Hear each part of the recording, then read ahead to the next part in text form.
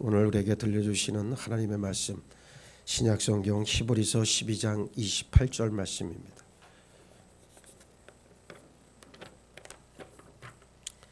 히브리서 12장 28절, 여러분들 가지고 계시는 신약성경 368면입니다. 자, 찾으셨으면 제가 봉독합니다.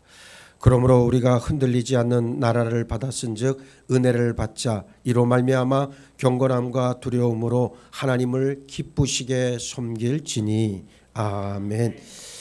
야, 이 시간에 은혜를 받자는 제목의 말씀을 여러분들에게 전합니다. 성경에서 은혜란 말보다 우리를 기분 좋게 해주는 말은 없을 줄 압니다. 은혜란 말의 사전적인 정의는 고맙게 베풀어주는 신세나 혜택을 가리키죠. 그러나 성경은 받을 공로가 전혀 없고 받을 만한 일을 한 것도 전무하고 법적으로나 관계상으로 받을 만한 근거가 전혀 없고 받을 가치도 전혀 없는 자에게 호의로 베풀어주는 일방적인 선물을 의미합니다.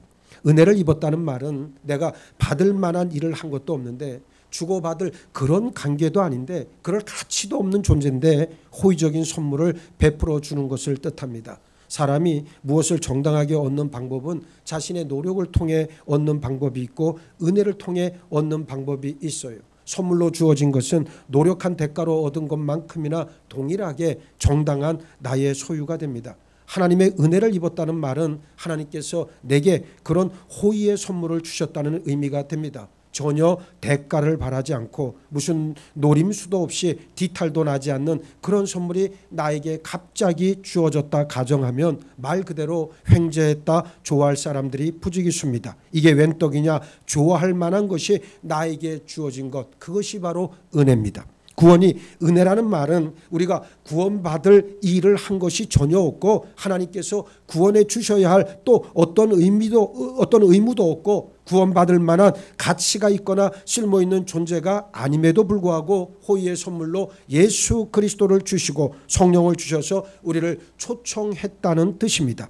하나님은 은혜의 하나님이십니다. 하나님의 은혜는 너무나 크고 풍성해서 죄인들이나 악인들도 그 혜택을 누리게 됩니다. 만약 하나님께서 누구에게는 은혜를 베풀어 주시고 또 누구에게는 은혜를 베풀어 주시지 않으셨다 해서 그것이 불공평하다거나 불의하다 말할 수 없습니다. 인간적인 판단으로는 그것이 불의해 보일 수 있겠지만 은혜란 의미를 알고 있다면 전혀 그렇지 않다는 것을 우리는 잘 알고 있습니다. 그래서 성경은 여호와께서 이르시되 내가 내 모든 선한 것을 내 앞으로 지나가게 하고 여호와의 이름을 내 앞에 선포하리라. 나는 은혜 베풀 자에게 은혜를 베풀고 긍휼히 여길 자에게 긍휼을 베푸느니라 말씀합니다. 사람들은 이것을 불공평하다 항변할 수 있겠으나 사실은 전혀 항변할 수 없는 성질의 것 아니겠습니까? 은혜란 일방적으로 베풀어 주시는 것이요 받는 자는 받을만 해서 받는 것이 절대로 아닙니다. 받지 못한다고 억울해할 일도 아닙니다. 그렇지 않으면 은혜를 은혜라 말할 수 없습니다.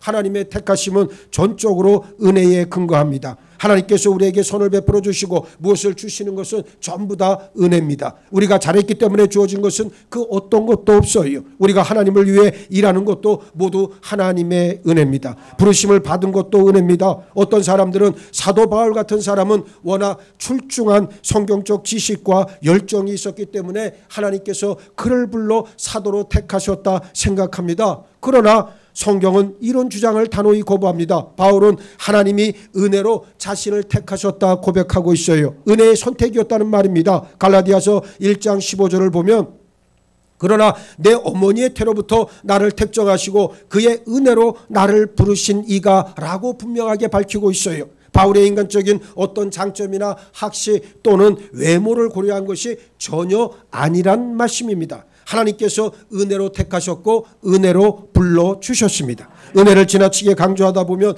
예정론의 함정에 빠질 수가 있어요. 은혜의 성경적 의미를 정확히 파악하지 못하면 이런 오해를 할 소지가 다분히 있습니다. 부르심과 택함의 근거가 하나님의 은혜라고 고백하는 것은 외모나 일에 관계없이 하나님께서 부르셨다는 것을 강조하기 위해서입니다. 택함 받을 만한 가치나 잘난 점, 우리 행함이나 의 또는 외모나 어떤 장점으로 인해 때문에 하나님께서 부르신 것이 전혀 아니기 때문에 교만하거나 자랑하지 말라는 의도입니다. 보세요. 여러분이 구원받은 것, 여러분의 공로가 손톱만큼이라도 있습니까? 그렇지 않습니다. 태어나면서부터 좋은 부모 만나 부유했고 좋은 환경에서 교육받았다고 말할 수 있는 사람은 많겠지만 그런 연유로 하나님이 그 사람을 불러 쓰시는 것은 결단코 아닙니다. 하나님은 그런 것들을 전혀 고려의 대상에 포함시키질 않으십니다. 사람들은 어떤 사람을 선택할 때 여러 가지를 고려하지요. 능력이나 인간성, 장래성이나 학력 같은 것들을 모두 고려합니다.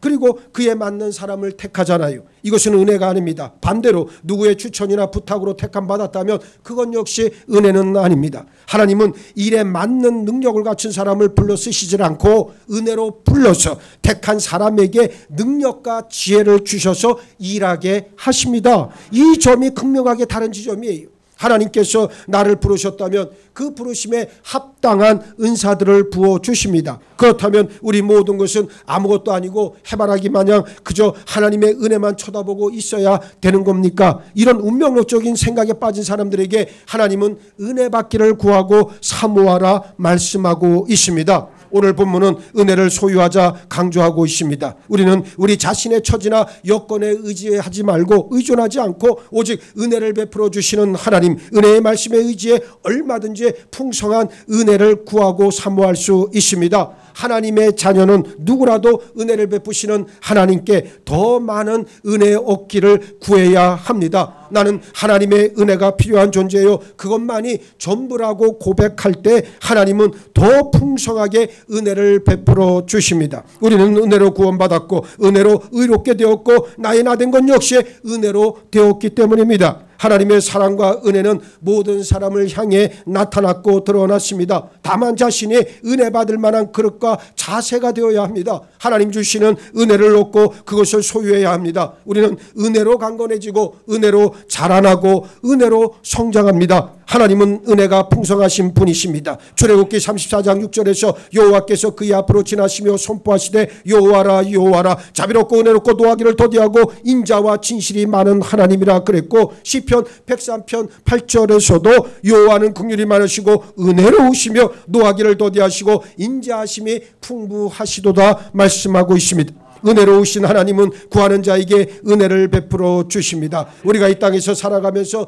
오직 필요한 거, 가장 필요한 한 가지는 은혜인 줄 믿습니다. 하나님의 은혜 없이는 단 한순간도 살아갈 수 없습니다. 그러므로 더 많은 은혜를 소유하기 위해서 우리는 먼저 부르짖어 기도해야 합니다. 이사야 30장 19절에 시온에 거주하며 예루살렘에 거주하는 백성아 너는 다시 통곡하지 아니할 것이라 그가 내 부르짖는 소리로 말미암아 내게 은혜를 베푸시되 그가 들으실 때에 내게 응답하시리라 그랬습니다. 하나님은 부르짖는 소리에 은혜를 베풀어 주십니다. 히스기야가 흘린 눈물을 보시고 하나님은 생명 연장의 은혜를 베풀어 주셨습니다. 성도들이 부르짖는 신음과 눈물에도 하나님은 응답하십니다. 우리는 날마다 하나님의 은혜를 얻기 위해 은혜의 보좌로 나아갈 영적 권리가 있음을 당당하게 시인하기 바랍니다. 히브리서 4장 16절은 그러므로 우리는 긍휼하심을 받고 때를 따라 돕는 은혜를 얻기 위하여 은혜의 보좌 앞에 담대히 나아갈 것이니라 말씀하고 있습니다. 두 번째, 은혜를 베풀어 주시길 구하고 하나님을 기다려야 합니다. 은혜는 사모하는 자의 것입니다. 이사야 33장 2절에 여호와여 우리에게 은혜를 베푸소서 우리가 주를 앙망하오니 주는 아침마다 우리의 팔이 되시며 환난 때에 우리의 구원이 되소서 말씀하고 있습니다.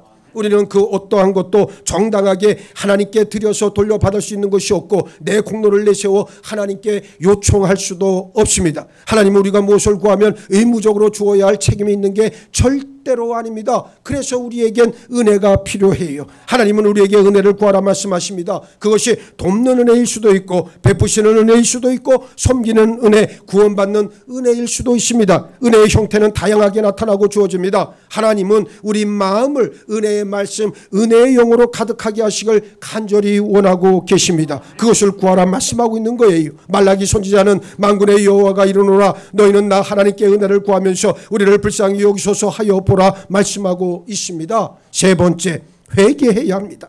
호세아 선지자는 너는 말씀을 가지고 여호와께로 돌아와서 이르기를 모든 불의를 제거하시고 선한 발을 받으소서 우리가 숫소가지를 대신하여 입술의 열매를 주께 드리리이다 말씀하고 있습니다. 회개하는 영혼들에게 하나님은 은혜를 베풀어 주신다는 말입니다. 하나님 앞에 여러분들의 종교적인 행위, 종교적인 습관에서 나온 그런 행동을 드리는 게 문제가 아니라 뭐라고 하는 거예요? 입술의 열매를 드리라는 겁니다. 여러분의 정직한 고백, 여러분들의 속에 있는 진실한 고백을 하나님 앞에 내어놓으라고 말씀하고 있는 겁니다. 하나님께 돌아올 때 하나님은 넉넉히 받아주시고 큰 친절을 베풀어 주십니다. 요엘 선지자는 너희는 옷을 찢지 말고 마음을 찢고 너희 하나님 여호와께로 돌아올지어다. 그는 은혜로우시며 자비로우시며 노하기를 더디하시며 이내가 크시사 뜻을 돌이켜 재앙을 내리지 아니하시나니 선포했습니다. 네 번째, 공의를 세워야 합니다. 퍼블릭 저스티스를 말합니다. 성도는 말씀의 기준을 분명히 세우고 성경의 원리에 입각한 가치관을 가지고 있어야 한다는 말입니다.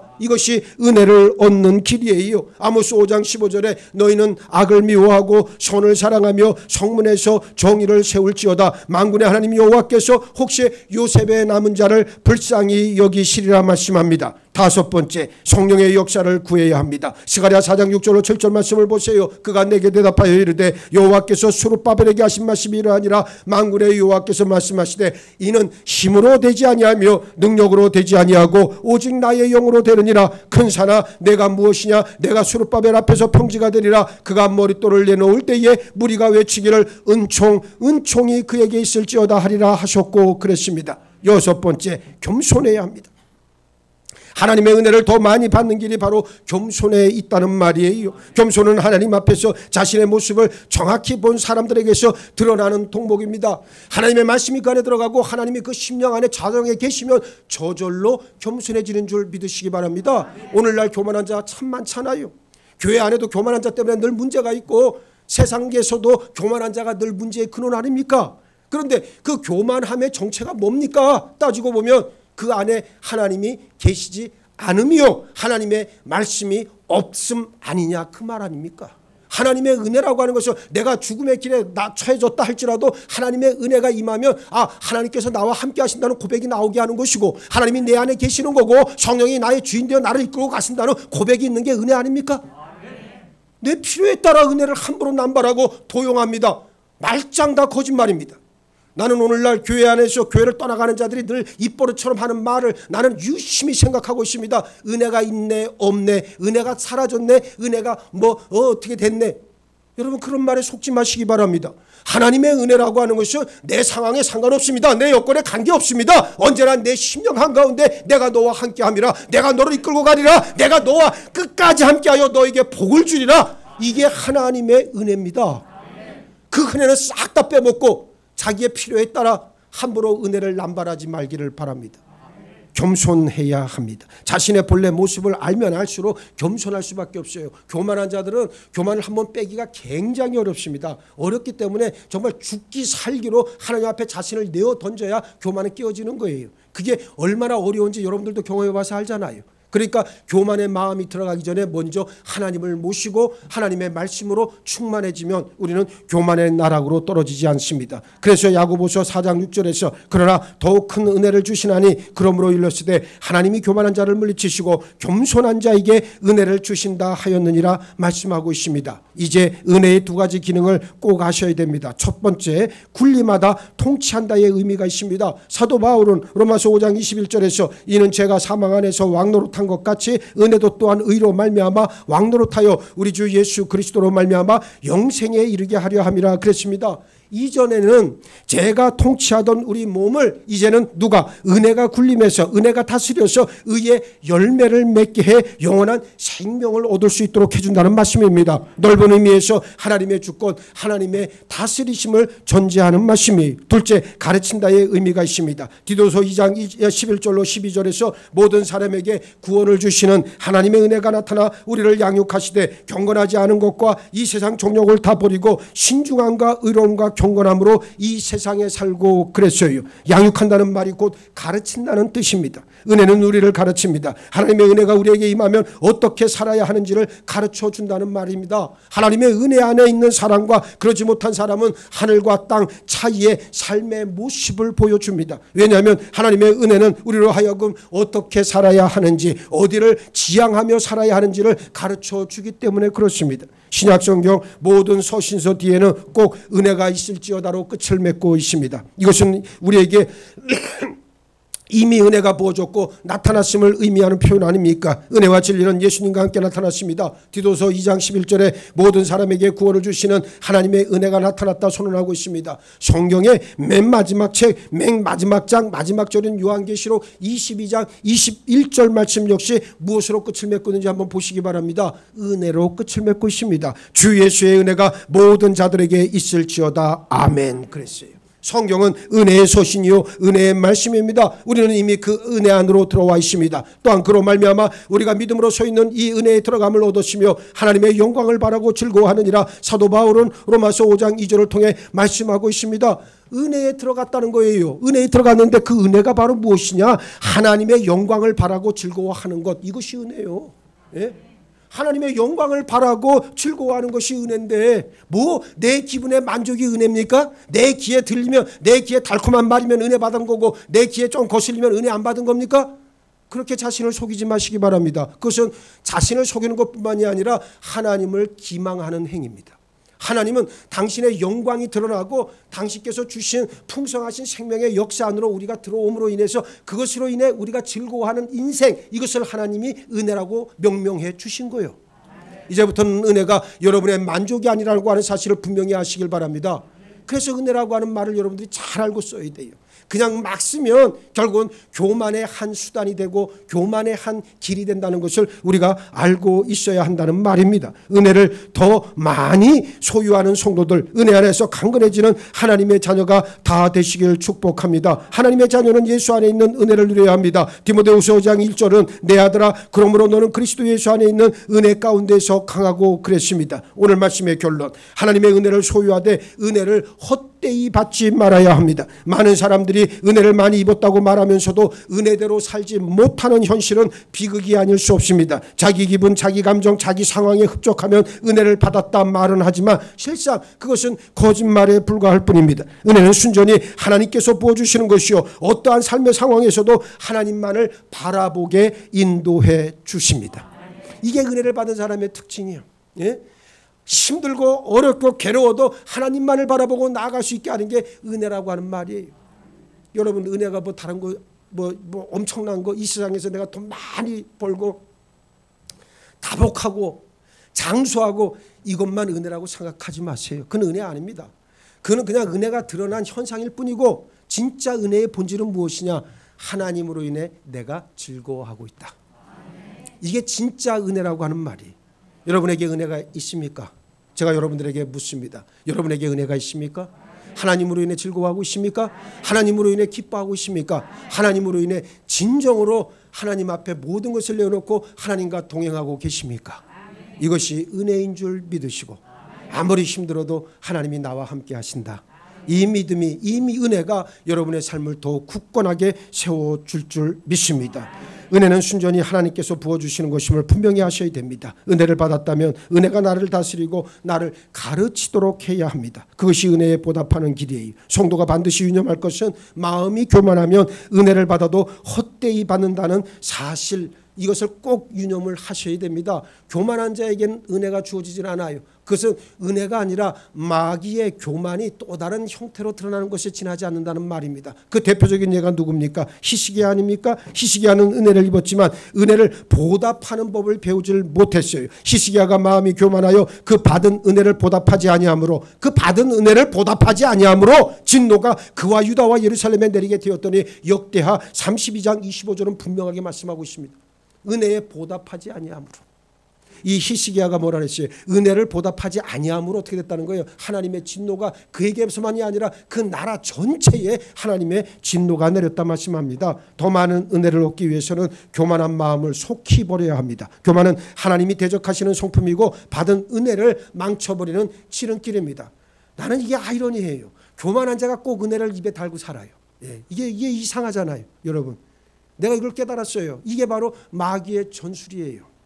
교만한 자는 은혜를 입에 달고 살아요. 은혜가 있는데 없네 계속 떠들고 은혜 갖고 얘기를 합니다. 그런데 여러분, 진짜 겸손한 심령은 내가 지금 살아가고 있는 것 자체가 은혜이기 때문에 굳이 그것을 이야기하지 않아요. 그냥 모든 것이 감사할 뿐이에요. 이 차이가 거기서 비롯되더라 그 말입니다. 오늘부터 여러분들은 감사로 여러분의 은혜를 하나님 앞에 되돌려 드리는 여러분 모두가 되기를 바라겠어요.